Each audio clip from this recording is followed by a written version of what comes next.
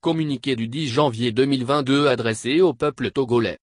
Réseau de la coordination de la diaspora togolaise indépendante, RCTI, et Collectif pour la vérité des urnes, Togo, Diaspora, Kvu Togo Diaspora. Contact, info@kvutogodiaspora.org qui transmettra. Le réseau de la coordination de la diaspora togolaise indépendante et le collectif pour la vérité des urnes Togo Diaspora, RCTI et Kvu Togo Diaspora, formulent à tout le peuple togolais, ceux de l'intérieur comme de l'extérieur, leurs vœux de 2022 pour une conscientisation accrue et un retour à une santé politique, économique, sociale, culturelle et spirituelle du Togo. RCTI et Kvu Togo Diaspora lancent un appel à l'union pour une alternative politique, en précisant afin de lever toute ambiguïté, que la démarche choisie exclut systématiquement les agents dépendants et ou travaillant pour le système Gnassingbé, en réel ou en mystique. RCTI et Kvu Togo Diaspora invitent tous ceux qui œuvrent dans cette direction à faire des propositions écrites pour enrichir celles qui ont déjà été formulées publiquement et celles qui sont en cours d'élaboration par nos soins. En effet, le peuple togolais aspire toujours à recouvrer sa liberté, son indépendance économique et à vivre sous un régime démocratique basé sur la vérité des urnes et la vérité des comptes publics. Malheureusement, les vrais amis du peuple togolais qui aspirent à son indépendance et à la liberté de choisir ses dirigeants ne sont pas ceux auxquels on aurait pu penser. 1. Les amis du peuple togolais ne sont pas ceux que l'on croit. Paradoxalement, la CEDEAO, l'Union africaine et l'Organisation internationale de la francophonie qui en principe devraient être garants de l'intérêt général en toute impartialité, ont choisi de soutenir l'autocratie des Gnassingbé, en écho aux injonctions discrètes de certains pays occidentaux, au nom d'une stabilité politique obtenue au forceps, mais qui ne règle pas pour autant le problème de fond du rejet massif de la dictature par la majorité du peuple. Les principaux partis politiques d'opposition togolaise, incapables de proposer une charte fondée sur les valeurs, un projet de société et une proposition pour une transition apaisée, ont finalement démontré que les échecs récurrents de leur leadership dans le combat pour la libération du Togo ne peuvent se limiter uniquement à des luttes de façade ou à des compromissions avec le système Gnassingbé. L'absence de patriotisme et le faible sentiment d'appartenir à une nation respectant la diversité de ses composantes posent un vrai problème. Ils nuisent à la révélation des personnes compétentes et charismatiques pour définir la voie d'une alternative politique crédible et organiser la lutte qui permettrait au peuple togolais d'adhérer à une alternative politique commune. Ce qui est de plus en plus mal vécu par le peuple est que ce jeu du pouvoir-opposition sans alternance dure depuis plusieurs décennies, et fait reculer l'imaginaire de la perspective d'une voie démocratique. Comme le dit un dicton togolais populaire, lorsque vous posez un caméléon sur un tissu bariolé pour l'attraper, ce dernier rit aux larmes. En vérité, un deuxième dicton complète le premier à savoir, lorsqu'un caméléon est au pouvoir, tout ce qui l'entoure change de couleur. Autrement dit, comme avant lui son père Étienne Eyadema Gnassingbé, Fort Gnassingbé, au même titre que certains partis d'opposition conventionnels agissent comme des caméléons vis-à-vis du peuple togolais. En effet, ils ont, ensemble au fil du temps, plongé le peuple togolais dans une impasse démocratique que la CEDEAO est venue avaliser, malgré l'illégalité et l'anticonstitutionnalité de toutes les élections de Fort Gnassingbé. Alors reparler d'unité d'action en ce début de 2022 comme le préconise Madame Adjamabo Johnson, coordinatrice de la dynamique Monseigneur Kepodzro, DMK, présidente de la Convention démocratique des peuples africains, CPA, et ex-présidente de l'unité de 14 partis politiques d'opposition dite la C14, est certainement fondée sur une bonne intention. 1. Le constat qui est partagé se résume comme suit.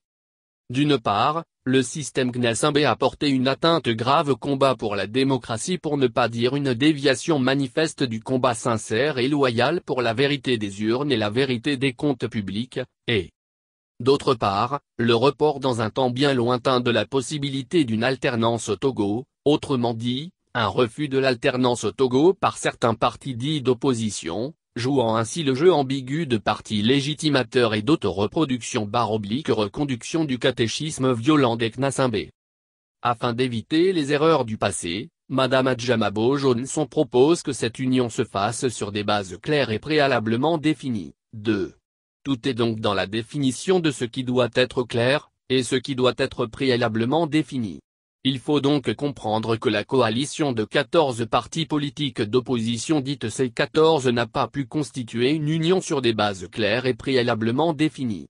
Sur la foi de cette assertion, Madame Adjamabo Johnson ne peut pas davantage nous affirmer que le processus de désignation d'un candidat commun par la dynamique Monseigneur Capozzaro, DMK, à l'élection présidentielle du 22 février 2020 s'est faite sur des bases claires et préalablement définies. Dans ce cas, à quel titre et au nom de quoi, le peuple togolais devrait leur faire à nouveau confiance les yeux fermés, sur la foi de simples déclarations d'intention? Surtout si l'on prend en compte le nombre de personnes sacrifiées, mortes en leur nom, ou abandonnées sur le bord du chemin, qui sont légion. Pour le RCTI et le CVU Togo Diaspora, il n'y a pas d'autres alternatives que de proposer sur des bases transparentes, préalablement préparées, une charte des valeurs, une proposition de transition politique et un projet de société commun, le tout discuté et validé dans le cadre de conférences inclusives sanctionnées par des votes démocratiques de participants n'ayant aucune dépendance vis-à-vis du système Gnassingbé. Lorsque l'on revendique son appartenance au camp de la lutte pour la démocratie, il est difficile d'être crédible si l'on ne s'applique pas à soi-même des règles de transparence et d'éthique démocratique, dans l'organisation de la lutte pour y parvenir. Il y va de la responsabilité de chaque individu de tester non pas seulement sa contamination au coronavirus Covid-19, mais aussi sa contamination au système Gnassingbé. Malheureusement, il n'y a pas de test rapide et fiable pour identifier les opportunismes non révélés. Aussi, seule la vigilance et le discernement permettront de construire un mouvement de citoyens responsables, engagés pour construire ensemble une alternative politique.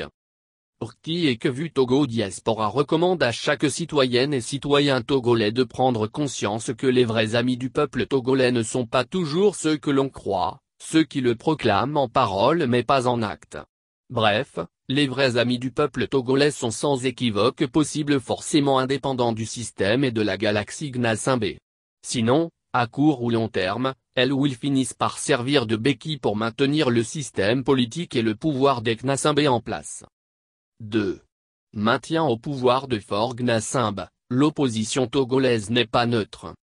Sur la base du constat que les divisions ont miné et continuent de miner l'opposition togolaise institutionnelle, Madame Adjamabo Johnson a affirmé qu'aucun parti politique ne pourra efficacement, à lui tout seul, mener à bout cette lutte qui n'a que trop duré. Sa conclusion pose un problème. La vérité est que ce sont les partis politiques dits d'opposition, collectivement, qui posent problème.